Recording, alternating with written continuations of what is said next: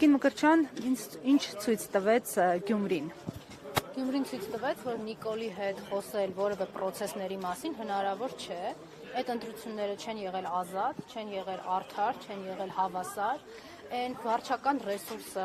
շտաբերում չնախատեսված գործունեությունը, որը ընտրական օրենսգրքով նախատեսված չէ, որ շտաբերում պիտի իրականացվի, խոսքը ՔՊԱ-ականների մասին է։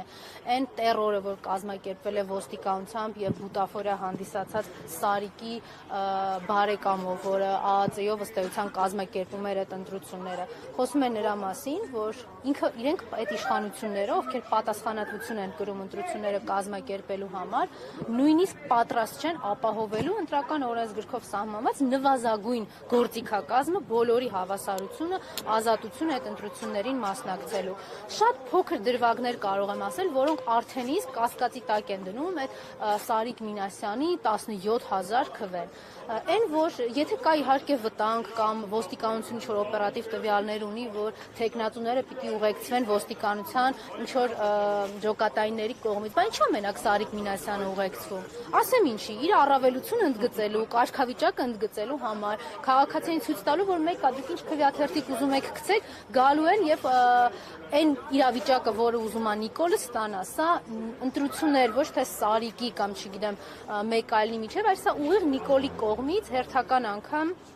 կազմակերպված բեսպրիձելներ, որը պիտի ստանար իր ցանկալի արտացոլումը։ Եվ այն փաստը, որ ինքը միանգամից տենց ափալ-թափալ արագ հայտարարություն է տարածել Նիկոլ Փաշինյանը, խոսում է նրա մասին, որ այնպիսի մեխանիզմներ է անդրակեղծիքների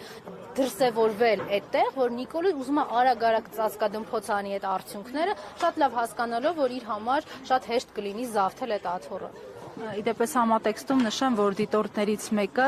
ասել էր, որ երբևէ նախկինում չի տեսել այնպիսի ընտրախախտումների տեսակներ, որոնք այս անգամ է տեսել։ Եթե այդ դիտորդները ազնիվ լինեն, իհարկե մեզ մոտ այնպես է ստացվել, որ նախորդ տարիներին դիտորդները բոլոր այն մարդիկ էին զուգադիպությամբ, նախկին իշխանությունների մասին է խոսքը, զուգադիպությամբ, ում կազմակերպություններն ու ՀԿ-ները դրսից էին ֆինանսավորվում, ու հետո էլի նույն խիստ պատահականությամբ 2018 թվականին Նիկոլ Փաշինյանի կազմակերպած իշխանազավթման շահառուն դարձան,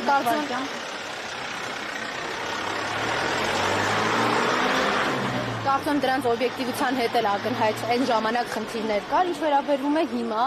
անցել են բոլոր սահմանները, այսինքն եթե 1-2 տարի առաջ իրավապահները Նիկոլը գործի էր դնում այն ժամանակ, երբ որ համայնքապետն ընտրվում էր արդեն թիմում,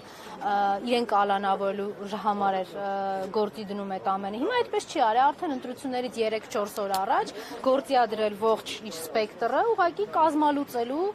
որոշակի թեկնածուների ընտրական ցուցակներ, այնպես անելու, որ ասեն, հա դե լավ մեզ պետք է այս ամեն ինչի համար։ Սա ակնհայտ է, չէ, որ թիմ ընտրություն չէ։ Սա քաղաքի մասին չէր այս ընտրությունը, սա տեղական ինքնակառավարման մասին չէր։ Սա Նիկոլի հերթական փորձն էր զավթելու այնտեղ իշխանությունը։ Ուրախ եմ, որ գյումրեցիները կարողացել են այդ բռնաճնշումների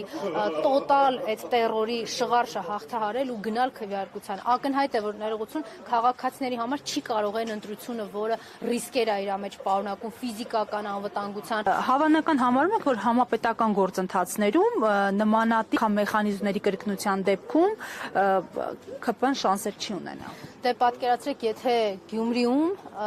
Նիկոլը այսքան ռեսուրսեր շպրտել եւ պատրաստ էր ծախսել, խոսքը իմիջիալոց ոչ միայն վարչական ռեսուրսի, այլ նաեւ ընտրակաշառքի ու փողի մասին է, այլ հարց է, որ հիմա Հայաստանում չկան վստահելի իրավապահներ,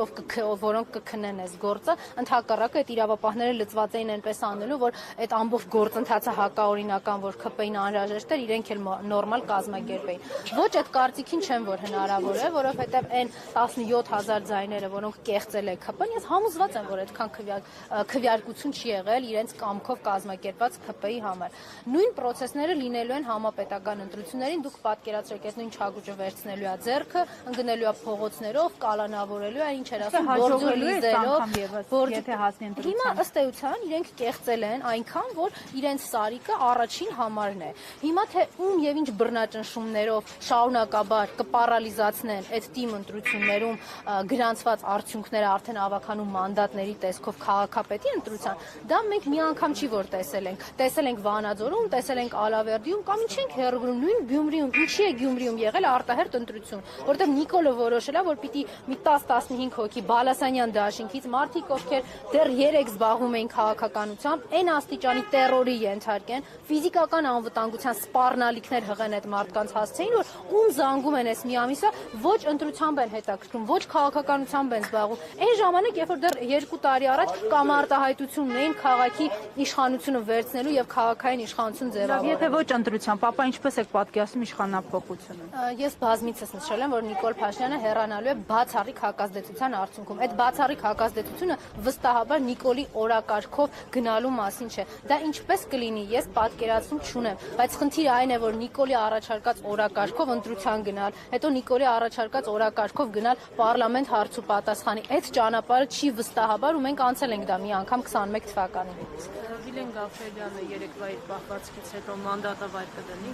Իհարկե ոչ, դա ՔՊ-ական նորմալ պահվածք է։ Ազգային ժողովի падգամավորի համար անընդունելի, Հայաստանի քաղաքացու հանդեպ անընդունելի վարքագծով, բայց ՔՊ-ականների համար նորմալ է։ Ինչի առաջինն է Վիլեն Գաֆերյանը, Ալեն Սիմոնյանը չի իրեն լկտի եւ անպարկեշտ պահել, Անդրանիկ Քոչյանը չի լկտի անպարկեշտ պահել, ՔՊ կանայք չեն, որ հարձակվել են ազգային ժողովում կին լրագրողների վրա։ Այսինքն մենք իրենց համար դա նորմալ, իրենց կարծում Նիկոլի իհարկե կարծում եմ հենց Նիկոլի դրված պահանջն է իրենց առաջ, որ ինչքան կարող եք ձեզ այդքան սանձարձակ ու լկտի պահեք, որտեղ մեր իշխանությունը այս ամենաթողությամբ ու մեր ստեղծած բեսպրիդելովա, որ մենք կարողանալու ենք պահել, այլ ճանապարհ չկա։ Շնորհակալ ենք։ Հարգելի հետևողներ, մտնենք արդեն դատական նիստերի դահլիճ։